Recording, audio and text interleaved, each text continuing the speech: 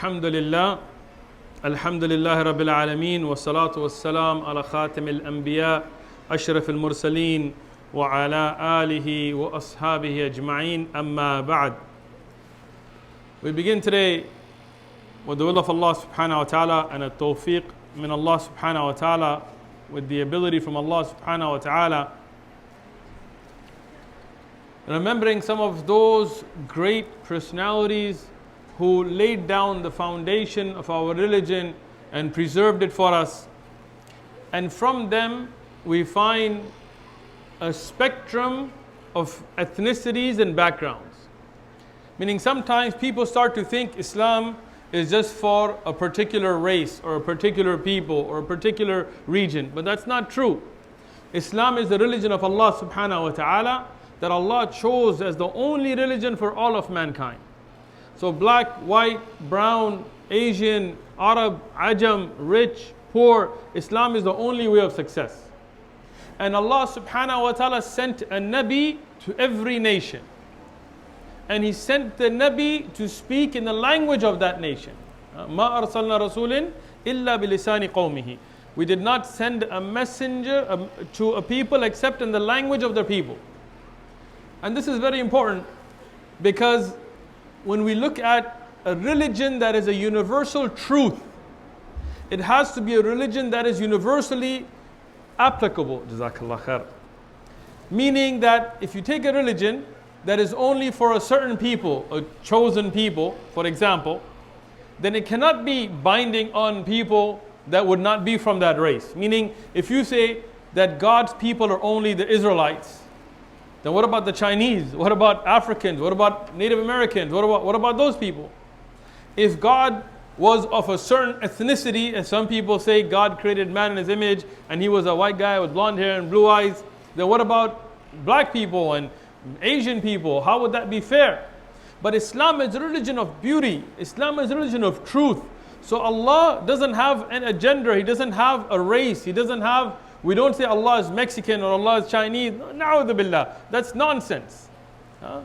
And Allah chose from His ibad, from His slaves, from His worshippers of different races and made them prophets.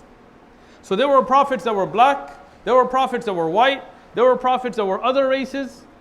And just like that, Allah chose people of different backgrounds to be the Sahaba, to be the companions of the Prophet Muhammad, peace and blessings be upon him. The Prophet ﷺ, he's Arab, he's from Banu Hashim, from Quraysh. But around him, from the earliest Muslims, you will find people of different ethnicities. And here Imam al-Dhahabi, the great scholar, in his amazing works, Yar Alam al-Nubala, he writes, Qala Mujahid, the great Tabi'i, early scholar, faqih and mufassir, Mujahid, he said, أول من أظهر الإسلام سبعة. The first to make apparent their Islam were 7. Mujahid says the earliest. Now again, in the early time, there were people that became Muslim, but their Islam was secret. Why? Because of the oppression, because of the murders and killing of Muslims that went on in Mecca. Like we see what happened with Sumayya and Yasir radiallahu anhuma, and what we see with the torture of Khabbab and Bilal radiallahu anhuma. So many people, they kept their Islam secret. And many, it was not in the public eye. Like Khadija radiallahu anha was the first Muslim, but she was at home, she was a woman, she didn't deal with people, so it wasn't something that really caught the eye of Quraysh. But there were those that were open about their Islam, and the earliest of them, according to Mujahid, were 7. With Rasulullah sallallahu alaihi wasallam was Abu Bakr as-Siddiq radiallahu anhu. From day one he was open with his Islam. And Bilal radiallahu anhu, as well known, Khabbab radiallahu anhu. And he mentioned Ammar in some of the riwayat with Yasir, his father, and Sumayya, his mother, and Suhaib. Suhaib here is the one we're going to be talking about today. He's well known as Suhaib ibn Sinan Ar-Rumi. He's called Suhaib Ar-Rumi even though he's actually not ethnically Roman. We'll explain why he's called Suhaib Ar-Rumi. His kunya, his nickname, as you could say, was Abu Yahya. Even though he has no son named Yahya. So why was he called the father of Yahya? We will explain as well, inshallah. His actual name is Suhaib ibn Sinan ibn Malik ibn Abdul Amr. Abdul Amr, and we know Amr is not one of the names of Allah subhanahu wa ta'ala, but because they were mushrikeen at that time, they would have Abdul Muttalib, for example, denoting a slave, even though Abdul Muttalib was not a slave but the nephew, but denoting servitude to other than Allah, because it's the name of the mushrikeen. He was born to a royal family, you could say. Not necessarily kings, but governors. His father and his uncle were governors in what would be current day Iraq. And at that time, they were aligned with the Persian Empire. So the Arab at that time had no kingdom. The Arab before Islam, they had nothing. They were Bedouins, they had tribes, they had Qabail, but they didn't really have a kingdom in the time when Rasulullah sallallahu alaihi wasallam was sent with the Risala, with the messenger of Islam. So at that time, the Arabs were divided in their alliance.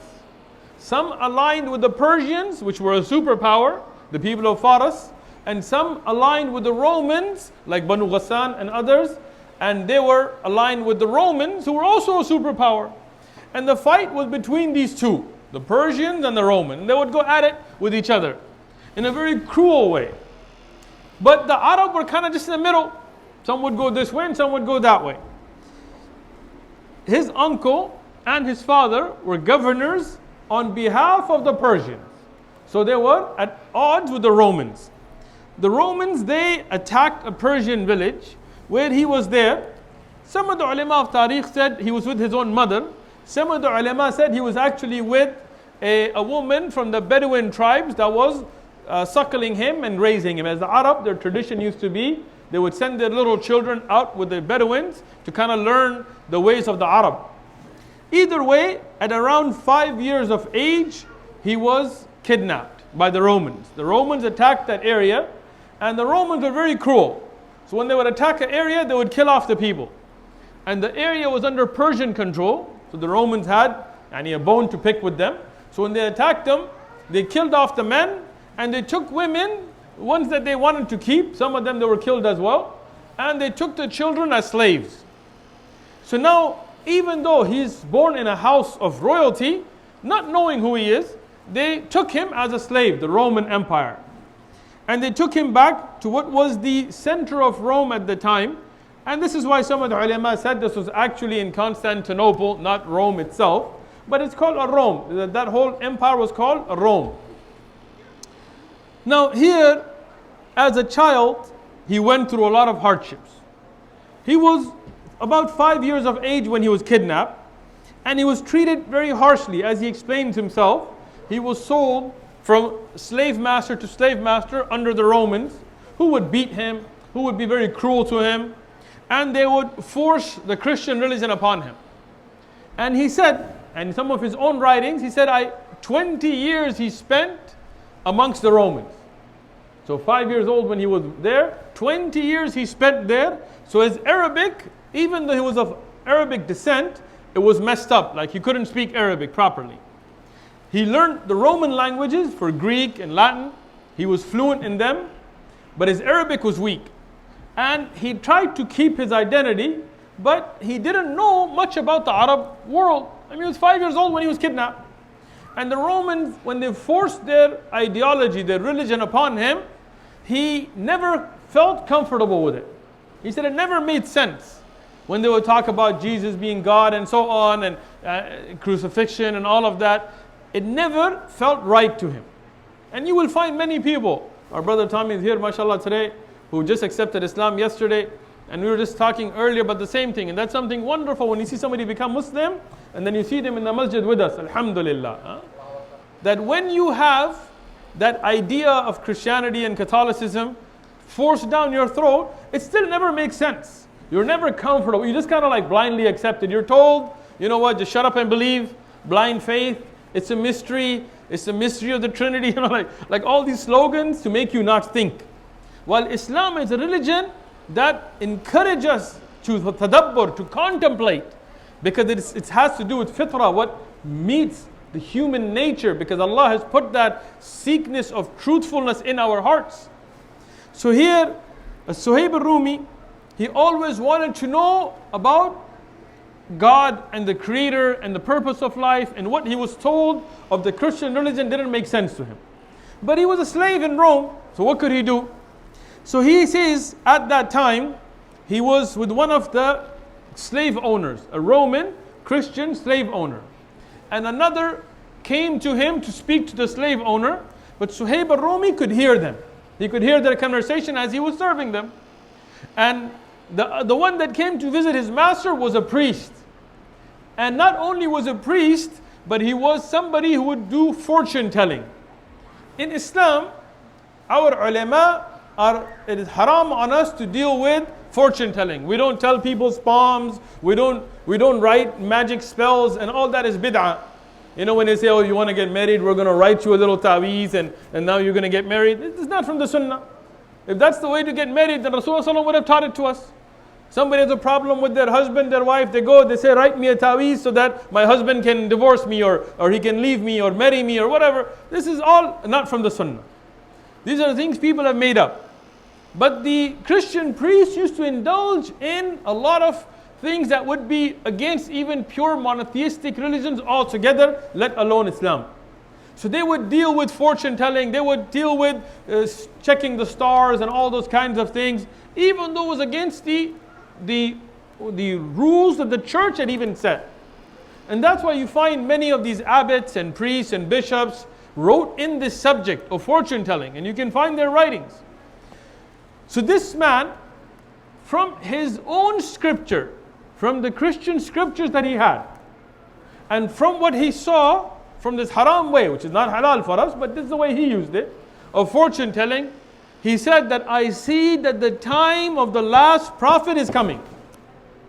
That the last prophet that's going to be sent by God. Now sometimes Christians ask us, where is Muhammad in the Bible? Alayhi salatu wasalam. Before we give our own opinions, go look in your own books. You see this man, he was a Christian. And he found in the Bible that he had at his time with him, the reference that the Prophet Muhammad sallallahu alaihi wasallam is coming.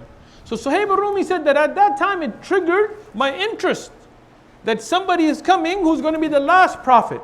And that man, he said that man when he comes, he will put an end to the injustice. And he will bring justice from God like the earlier prophets brought justice from God. And Suhaib Ar-Rumi, he loved this idea and he had this want to find the truth in his heart. But he had no means. Yani he was in Rome as a slave, he couldn't go. But see, whoever wants to know the truth, Allah will make a way for them.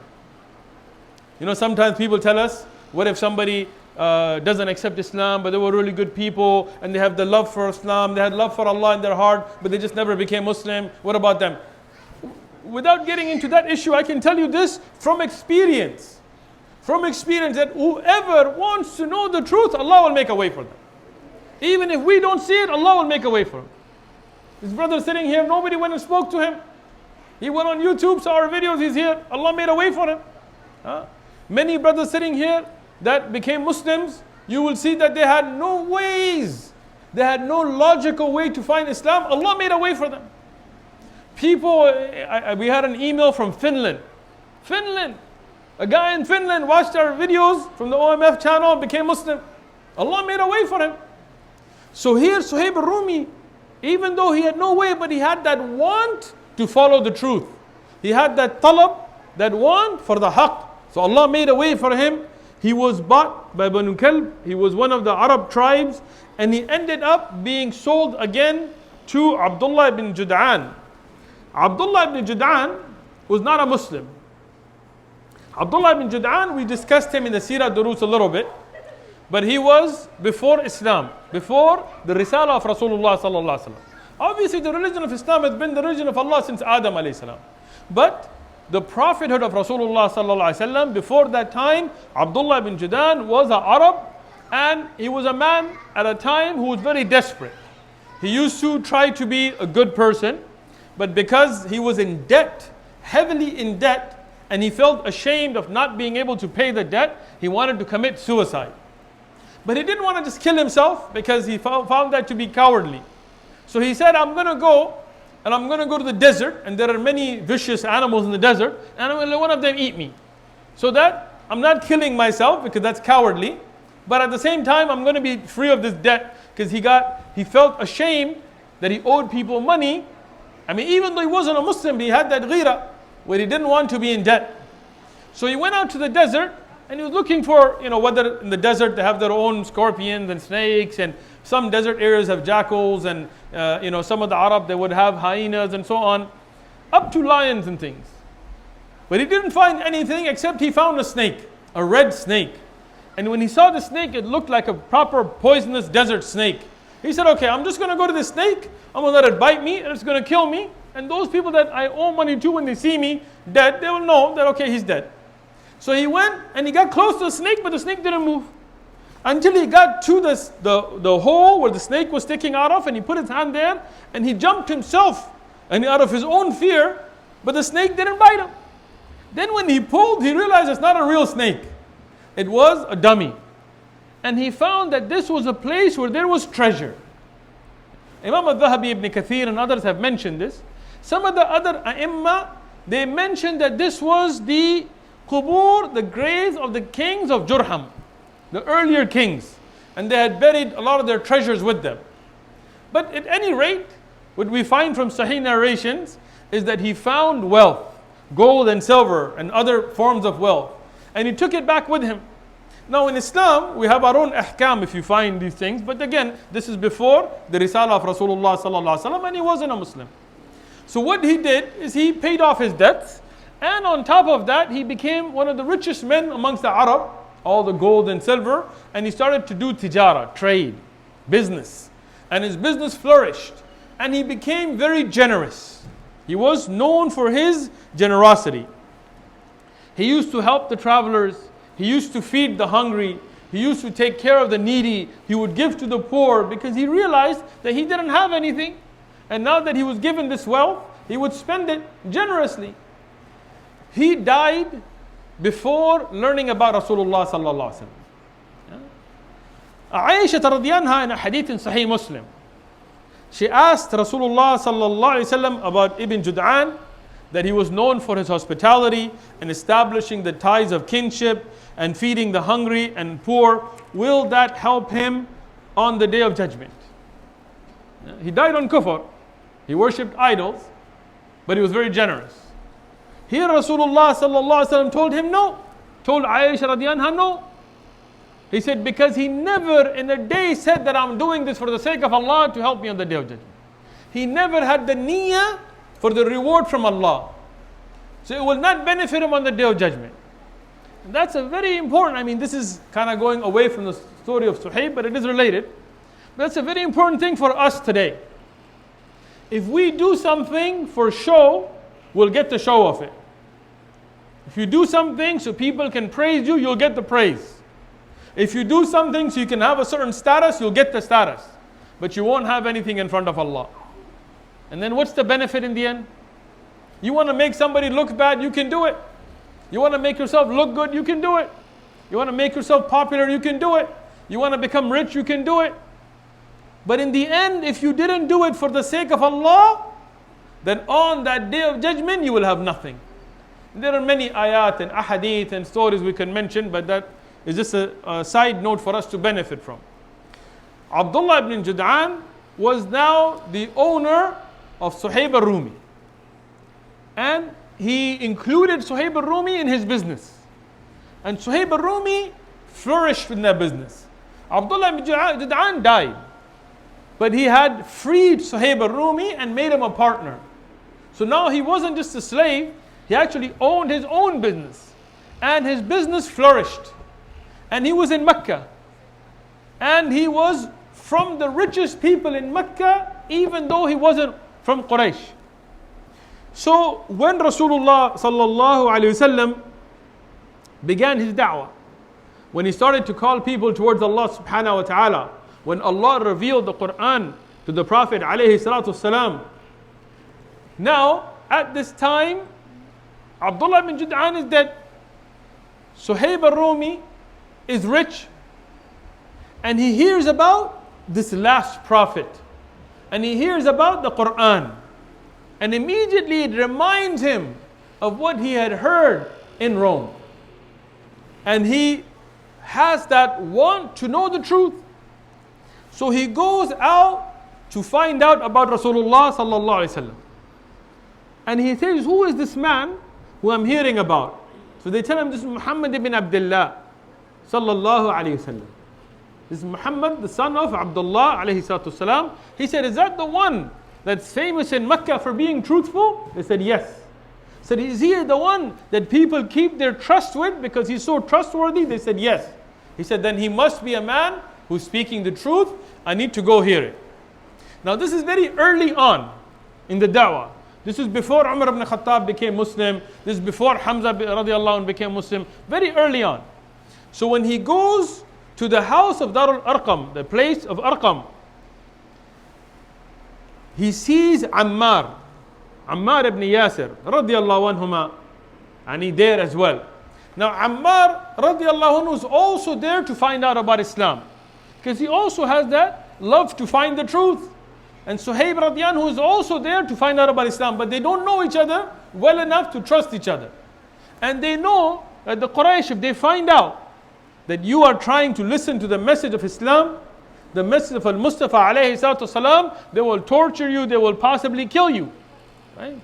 And neither one of them has tribal backing. So you know, for Abu Bakr radiallahu anh, he had his tribe that backed him. For example, Rasulullah sallallahu alaihi wasallam, he was backed by Banu Hashim.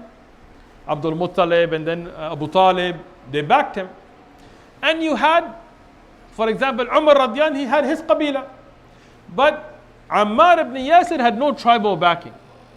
And Suhaib Ar-Rumi had no tribal backing. So if they got caught in this situation, then the Quraysh would torture them and nobody would stop it.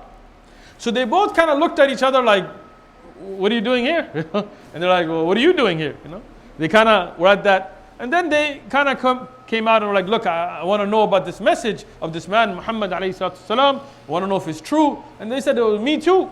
So they both went in and they heard the da'wah from Rasulullah sallallahu alayhi wasallam himself, and they both accepted Islam. And they both made their Islam apparent. They came out with their Islam, even though they knew that there would be hardships upon them. Ammar radiallahu anhu, as we know, his father Yasir and his mother Sumayya radiallahu anhum, his parents were both killed. And Ammar radiallahu anhu was tortured through great tortures. And Suhaib radiallahu anhu, because he was rich and he had some business connections, he kept away from being tortured and killed that bad, but they put restrictions on him. They didn't allow him to sit with Rasulullah sallallahu alaihi wasallam. They didn't allow him to move freely. Here, the mushrikun, the people of shirk, they tried to play a trick. And when they saw Rasulullah sallallahu alaihi wasallam, and he saw his followers being Bilal and Khabbab and Suhaib, who were not people of high lineage. They were not people of status. See, there were the leaders like Abu Lahab, Abu Jahl, who's called Abu al-Hikam by them. These were people that were honored. Abu Sufyan radiallahu anhu became Muslim later. These were respected people. Bilal radiallahu anhu was a slave. Khabbab radiallahu anhu was a slave. Suhaib radiallahu anhu was not from the Quraysh. He was not from, even his Arabic was messed up. So people didn't respect them. And when they saw them around Rasulullah sallallahu alaihi wasallam, the Quraysh, they played a political move. You know, the kuffar, they always tried to make tricks. So they told Rasulullah sallallahu alaihi wasallam, we want to listen to your da'wah. We want to hear what you have to say. But how can we, as the chiefs of Quraysh, be sitting with the likes of Bilal and Suhaib and Khabbab? It's disgraceful for us. So if you want us to listen to your da'wah, remove them from your company. Take them away from you. And then we'll listen to you. And it was obviously a trick. Now Rasulullah sallallahu alaihi wasallam, he has that zeal for da'wah. He wants his people to hear his message. So he's about to, but then Allah subhanahu wa ta'ala condemns it. And the ulama have mentioned different ayat. 4 of them that they said were revealed in condemning Rasulullah sallallahu alaihi wasallam and telling him, no, you cannot leave these people. That these are the people that Allah chose. And we see, and later on with Abasa wa Tawalla as well, in the case, the same type of thing. But what does it tell you? That these du'afa, these people who are seen as weak, poor, and without social standing, were loved by Allah subhanahu wa ta'ala. Allah honored them. Allah revealed Quranic ayat about them. And Rasulullah sallallahu alaihi wasallam, as we'll talk about later, he will honor them. Khalas, we'll talk about it now because I already mentioned it. Later on, in Madinah, after the Hijra, and we'll talk about the Hijra, after the Hijra, at a time when Abu Sufyan was still not Muslim, he came to Madinah to talk about the treaty between the mushrikeen of Quraysh and the Muslims. And of course, as a guest and as somebody who they were giving da'wah to call towards Islam, they treated him properly, as Muslims should. When Suhaib radiallahu saw Abu Sufyan, who was a mushrik at the time, he said some harsh words. He said that the swords of Allah have not reached, or they will reach, the necks of the enemies of Allah. He said very harsh thing to Abu Sufyan. So Abu Bakr radiallahu told him, to Suhaib radiallahu, look, are you speaking such harshly to a Shaykh, yani from the leaders of Quraysh? Like, we're having him as a guest, speak properly to him, don't use such hard words for him. When Abu Bakr radiallahu went back to Rasulullah sallallahu alaihi wasallam and told him, Rasulullah sallallahu alaihi wasallam told him that if this man, Suhaib, and who was around him, Bilal and radiallahu and others, are upset with you, Allah will be upset with you. If they become upset with you, Allah will be upset with you. Abu Bakr radiallahu started to shake. He always feared Allah. He always feared not upsetting Allah. So he ran back to Suhaib radiallahu and the Sahaba that were with him. And he told them, Ya Ikhwan, oh my brothers, did I upset you? They said, no, you didn't. He said, I apologize if anything I said harsh. They said, no, you didn't. He said, Wallahi, I don't want to say any word that will be harsh or upsetting to you, because your pleasure is Allah's pleasure. Rasulullah sallallahu alaihi wasallam told me that if you are displeased with me, if you get upset with me, Allah will be upset with me. So you look at the honor that Allah gave to those that society didn't give honor to. When Allah loves you, and when Rasul alayhi salatu loves you, when the malaika love you, and the mu'minun love you, the rest doesn't matter. And if Allah loves you, for sure, the believers will love you. There'll be those that have hasad. There'll be munafiqun. There'll be hypocrites. There'll be kuffar. There'll be people that hate you. There'll be people that have their own issues. But whoever's heart is clean will love you. And that's why the love of Allah is what you should always work towards getting. Suhaib radiallahu anhu, he was from the people that wanted to follow the Prophet alayhi salatu wasalam everywhere and anywhere. Strict on the sunnah. When Rasulullah sallallahu alaihi wasallam performed the hijrah, Suhaib radiallahu anhu could not bear being in Mecca without the Prophet alayhi salatu wasalam. So he wanted to make the hijrah, he wanted to migrate to Madinah. And at that time, the Quraysh had put spies around him, that if he tries to get out, we'll grab him and we'll tie him up. And this is the thing with the kuffar, they don't let you live either way. If you want to just stay and worship your religion, they're not happy. If you want to leave, they're not happy. So here, the mushrikeen of Mecca, they put spies around him. But he was very intelligent. So at night, he went out to where they would go for qada al-haja. They didn't have like toilets in the house.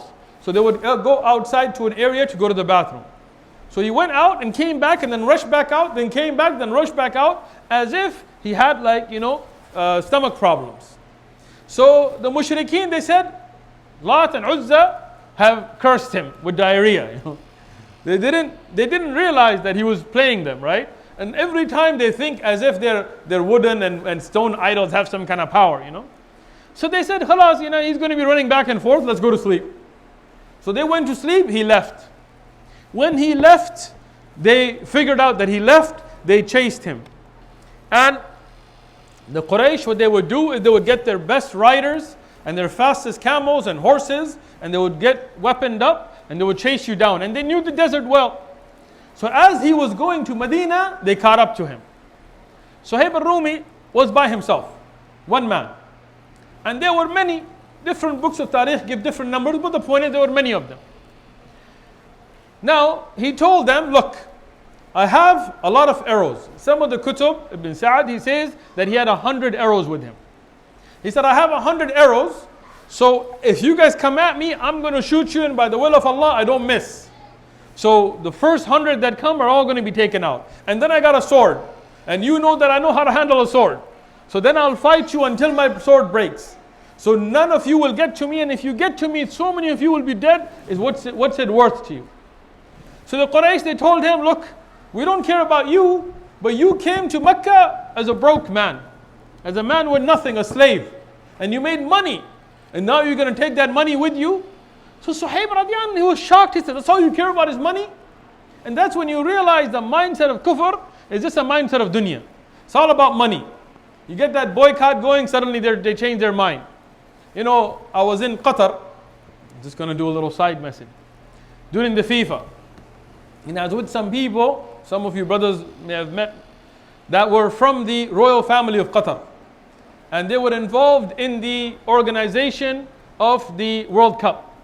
And they said, you know, the United Kingdom, Germany and France, they objected to the government of Qatar, saying that you must allow the LGBTQXYZ flags and all that during the World Cup, or we're going to pull out.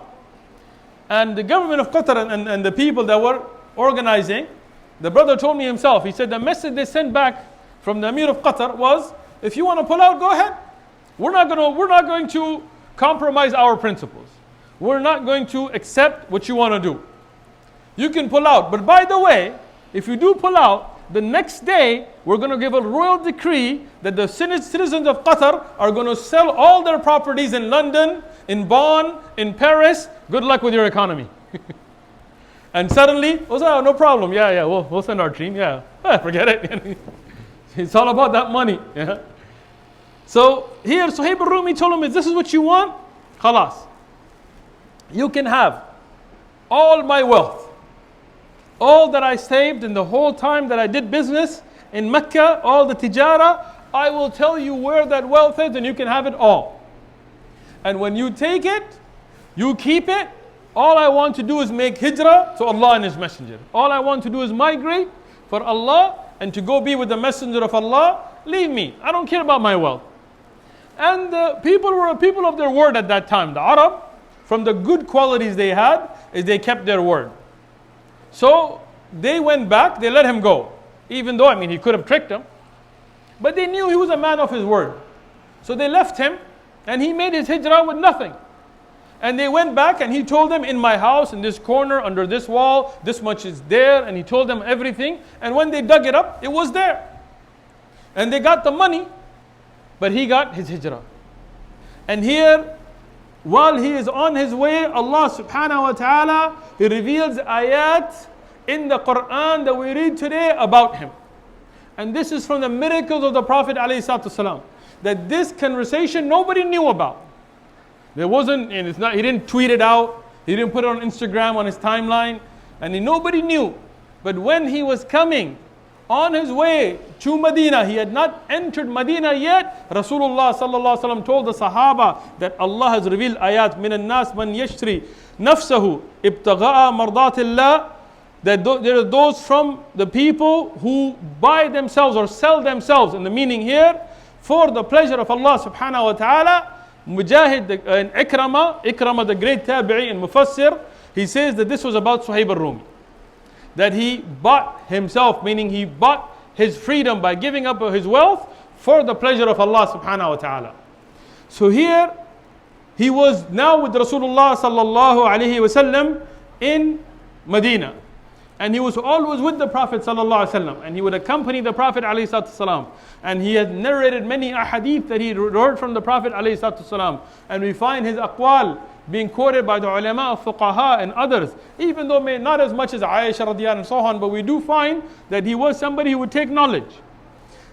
One thing very unique about Suhaib Ar-Rumi is that he was very close to the Sahaba, and he used to love to joke. I know many of our brothers and sisters want to make Islam into like something of depression, Like every time you talk about Islam, you just have to be crying and you have to be depressed. But that's not what Islam's about. There is a time for happiness, and there is a time for seriousness, and there is a time to be sad, and there is a time to be happy. In Islam, we have that balance. In Islam, we have that balance. We're not like the priests that don't marry and they put themselves with little boys and all that kind of stuff. We alhamdulillah, in Islam, we get married. We have children. We have jobs. We have families. We joke within bounds. Within boundaries of Sharia. We never go outside. I mean, we shouldn't. I mean, sometimes maybe we do. But we shouldn't go outside the boundaries of the Sharia. Within that, there is nothing wrong. Like Nu'man ibn Bashir radiallahu anhu was also one of the Sahaba that is well known for his jokes. Suhaib Ar-Rumi, he used to joke. One of them that Imam al-Hakim has mentioned in his Mustadrak, and he graded it to be Sahih, he had a pain in his eye. Suhaib Ar-Rumi had a pain in his eye. And as we know, that foods have different effects. You know, some, as we say, have a hot effect, some have a cold effect, some have an effect on certain types of your body. I know a lot of these things Western medicine hasn't caught up to, but some of it has, right? Different types of foods will have a different effect on your body. Some foods will make an ailment worse, and some foods will make an ailment better. Like we talked about the Uqayl tribe that came from outside of Madinah, and the milk of the camel, and so on, right? So the dates he was eating had an effect that would make his eye worse. So when Rasulullah sallallahu alaihi wasallam saw him eating that type of date, and the effects that he had the infection in his eye, he told him, Suhaib, you're eating and you have this ailment in your eye. So he said, "O Messenger of Allah, I'm eating with my other eye." So obviously, you know, when you eat something, it goes into your body, it's going to affect both eyes. But he didn't want to stop eating those dates, and he was somebody with a good sense of humor. So he joked with the Prophet ﷺ. فَضَحَكَ رَسُولُ اللَّهِ صَلَّى اللَّهُ عَلَيْهِ وسلم. The hadith mentioned that Rasulullah ﷺ himself laughed at the joke of Suhaib Ar-Rumi. There are many other jokes that he told within the bounds of Sharia, but for the sake of today, I'm not going to go into them for the sake of time. But there is a very famous hadith that is mentioned from Umar ibn Khattab radiyallahu anhu. Umar radiyallahu anhu, Suhaib radiyallahu anhu were very close. Suhaib Ar-Rumi was very close with Umar radiyallahu anhu. And Umar radiyallahu anhu used to honor him and used to say that he is from the early people of Islam. So one time Umar radiyallahu anhu told him that I would always take you above everybody except you have 3 faults. And this is not like really faults, this is between friends. These are like a conversation between friends. He said the first, you're called Abu Yahya, but you don't have a son named Yahya. And he was taking like a shot at him as a friend. He told him, secondly, you said you're Nimri, which is an Arab qabila, but your Arabic is weak, you can't even speak Arabic well. So we know you as Rumi, you're Roman, but you say you're Arab. And you know in Sharia, you cannot give nasab to what your qabila is not. Meaning, for example, you know, in India and Pakistan and everything, somebody is Hindu, they become Muslim, they say I'm Sayyid. Suddenly they became from the family of Rasulullah sallallahu alaihi wasallam. You're like, but your grandfather's Rajput, you know what happened, you know?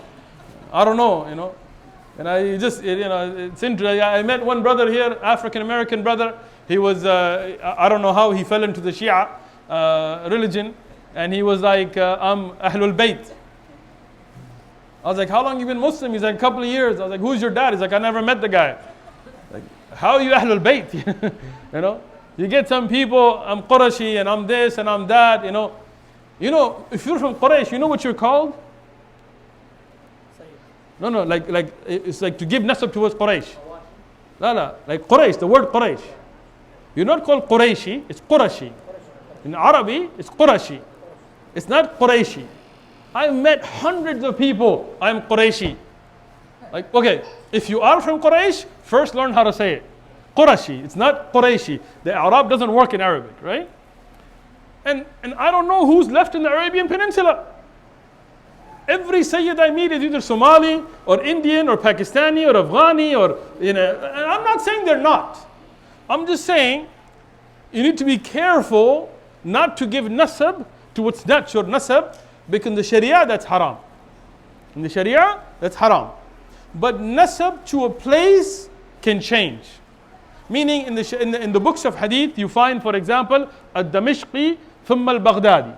And many of the ulama of Jarh wa Ta'dil, when you look at the biographies of ulama, you will find al-Madani, even though he's not from Medina, but because he lived there. or al-Makki, for example, or San'ani, whatever, and then they will say Thumma Baghdadi, because he moved to Baghdad or to Misr or so on. So nothing wrong with that, right? That was kind of a background for that. And so the third thing he said I object to you for is you spend too much money. You're always spending money on people and gifts and buying and feeding and things. You're very loose with spending money. So now Suhaib Ar-Rumi, none of these are really criticisms, right? Suhaib Ar-Rumi, being friends with Umar, he told him that I will respond to you, but I'll respond to you all from evidences. Amazing. He told him, as far as my kunya goes, it was given to me by Rasulullah sallallahu alaihi wasallam. Rasulullah sallallahu alaihi wasallam told me, Ya Aba Yahya. So, and we signed the hadith when he came to Madinah, Rasulullah called him Abu Yahya. And he said, even though I don't have a son named Yahya, but when Rasulullah sallallahu alaihi wasallam gave me a kunya, wallahi, I'll never leave it till my death. And the way of the Arab was not always to give you a kunya after the name of your children. Like Imam al-Nabawi, what's his kunya? Abu Zakaria, yeah? Even though he never got married. Ibn Taymiyyah, Taqiyuddin Ibn Taymiyyah, what's his kunya? Come on, guys. Abul Abbas, barakallah feek, yeah? Never got married. Didn't have a son named Abbas, right? So, now, even if you don't have, like Abu Bakr, radiallahu anhu, he doesn't have a son named Bakr. Abu Huraira, sometimes, there is a Sahabi called Dhul Yadain, the one of the two arms. That's his name. You can find in books of hadith, Dhul Yadain, right? Everybody has two hands, and he had long hands, so he was called Dhul Yadain.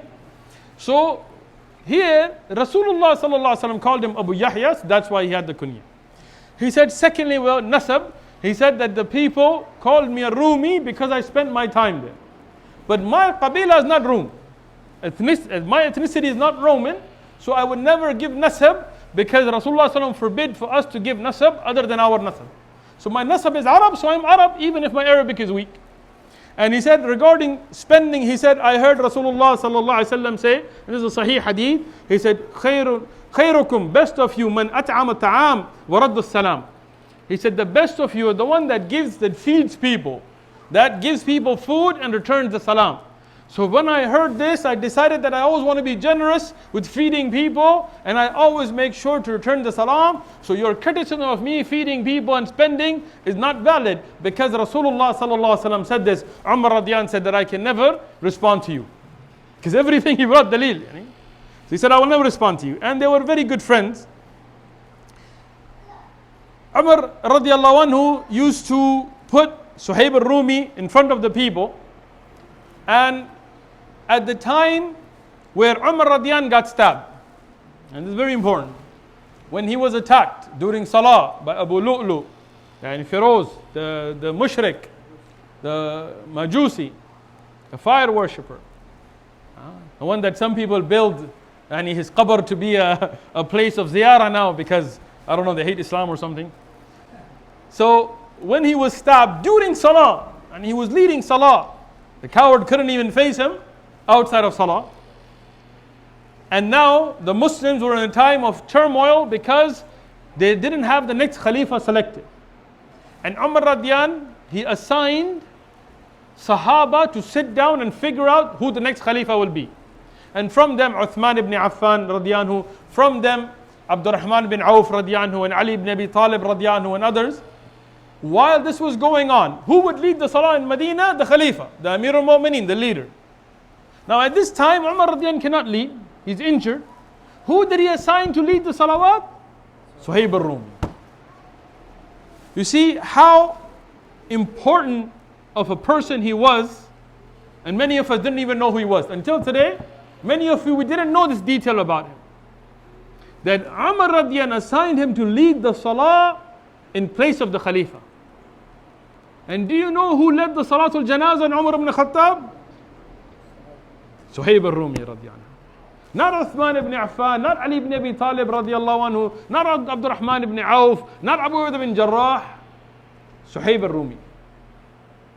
Umar radiyan, he asked that Suhaib Ar-Rumi lead his janazah.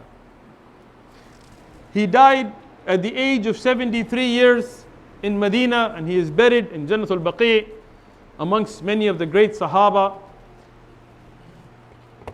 I especially chose him to speak about today because one, I see many people don't know about him. You may have heard the name. You know, whenever I do a dars, after the dars, people tell me, yeah, I knew all of that. If I ask you before the dars, then you don't remember. But secondly, because many Sahaba like Bilal radiallahu anhu, who's Habashi, was black, and Salman al-Farisi from Faras are known, but Suhaib Ar-Rumi was very white. In fact, the ulama of tafsir, some of them mention him to have blonde hair. Some even mention him to be a redhead. Some ulama said Suhaib coming from the meaning that he was redheaded. Whether he was a redhead or a blonde, he was very light skinned with colored eyes and so on. And Bilal radiallahu anhu was black from Africa. Salman al-Farisi was Persian, not Arab. But these were the closest companions and the earliest of the people of Islam. Honored by Allah Himself in the Quran. Honored by the Prophet ﷺ. Honored by the Sahaba. So it shows Islam is not a religion based on ethnicity or color or lineage. Doesn't matter if you're Arab or Ajam, black or white, blonde or black hair.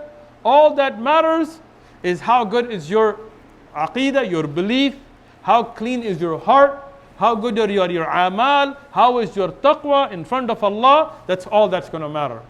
And we hope that at least we can learn about these great Sahaba and heroes of Islam. Wa jazakumullahu khairan.